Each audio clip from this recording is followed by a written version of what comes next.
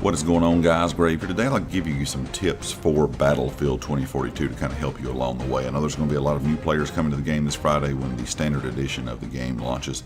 Before I get into all the details, be sure to check out everything down in the description, the community Discord, my Twitter, and of course the affiliates here on the channel, Empire Jerky, where you can use code GRAVE at checkout to save 5%, and Amazon Associates. This is where I link all the stuff that I use when gaming, recording videos, some items you might be interested in. Also check out the merch store that is linked in the description as well. And if you have not subscribed to the channel, I would appreciate it if you go ahead and hit that sub button. Now, when it comes to Battlefield 2042, one of the hottest topics, I think, were the specialists. I'm not a fan of specialists, but I've kind of come to terms with it now. We're just going to have to get used to them and kind of use them kind of just as they are.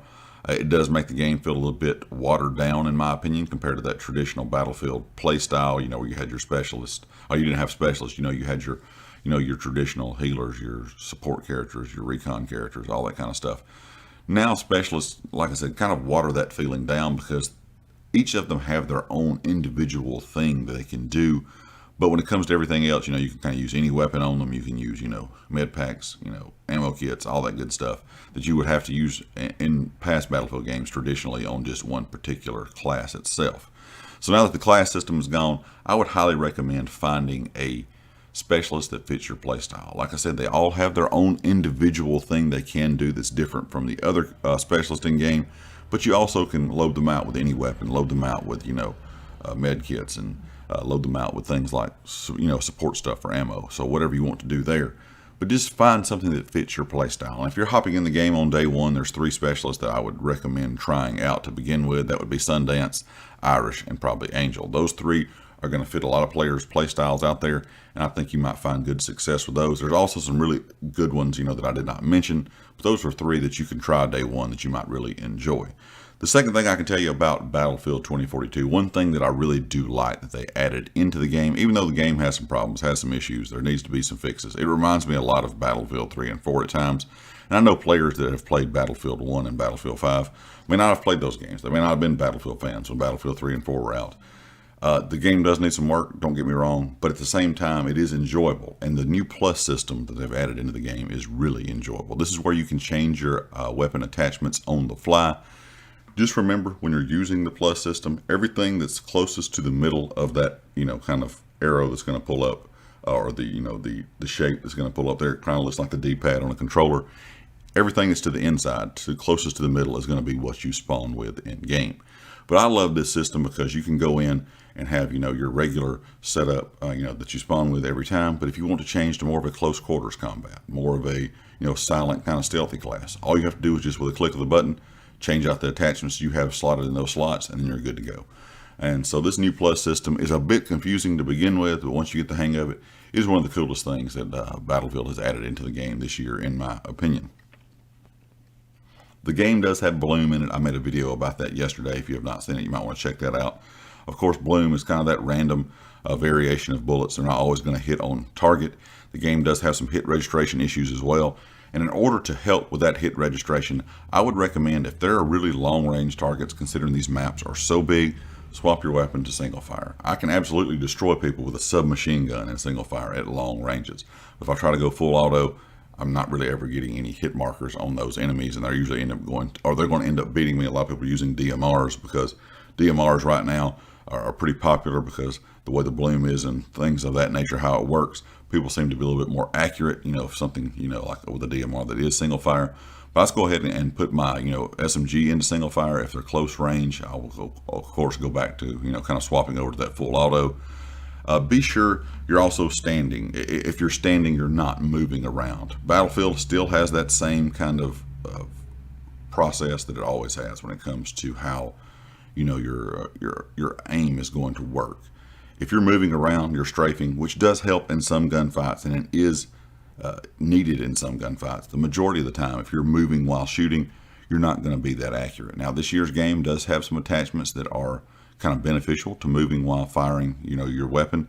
But for the most part, the best way to be the most accurate is going to be standing still, crouching down, or being prone. Those ways are going to make you a lot more accurate. And in my opinion, those ways also seem to help kind of counteract some of that bloom that is available or that is in game right now, that is that kind of mechanic.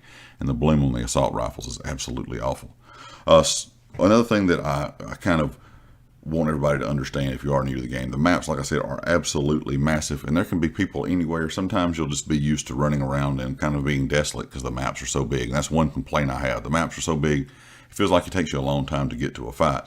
But there'll be that occasion where there'll be a sniper somewhere, a team sitting in the bushes, and you're not going to know they're there. So always be aware of your mini map. Don't get caught sprinting all the time. Of course, you have your normal sprint and kind of that tactical sprint.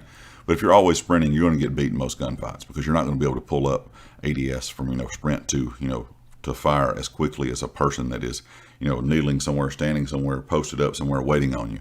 So don't get caught out just sprinting nonstop. If you sprint too much, you're going to end up getting killed pretty quickly and pretty often. Also, call in vehicles to move around the map. You have that option now to call in vehicles from just your character menu from your comma rows. If you're stuck out somewhere in the middle of nowhere, you can call in a vehicle. Now, the only issue with this is if there's too many vehicles on the map, they will be grayed out and be unavailable. But for the most part, you might not get a tank or a helicopter or something like that, but you at least can get a Jeep or something that you can move from your location to wherever you're needing to go quickly. Because the maps are huge and it takes a long time on foot to get somewhere, and it is very annoying to run somewhere for 5 minutes and then turn around and get shot as soon as you get there. So make sure you make use of that comma rows to where you can call in vehicles to kind of move you around the map a little quicker.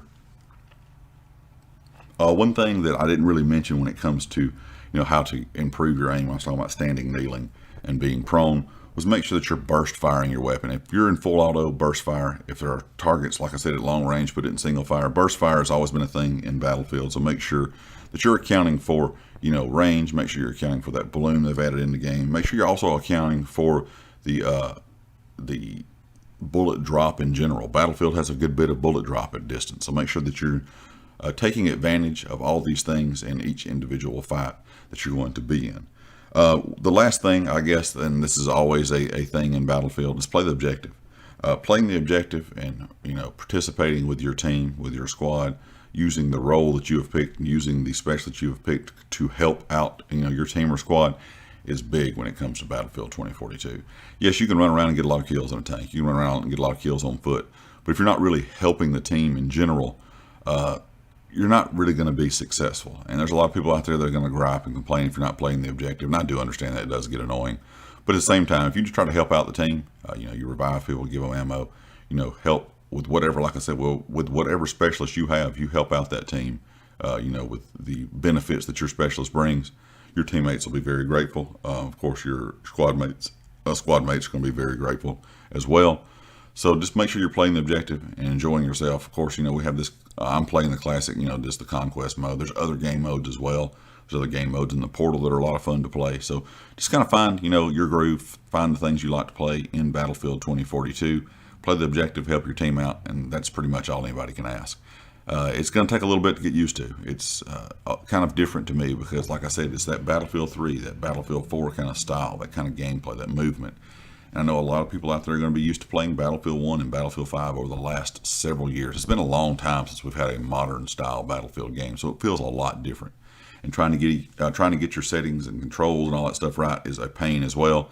If you're having issues, I do have a settings video out that does help out a lot on console because the aim assist is pretty much non-existent. You can turn crossplay off if you feel like without that aim assist that you're kind of getting destroyed by mouse and keyboard players. You can turn crossplay off, and I will say I've turned it off to test it, and without crossplay on, it still finds games very quickly, at least here on the PS5 side.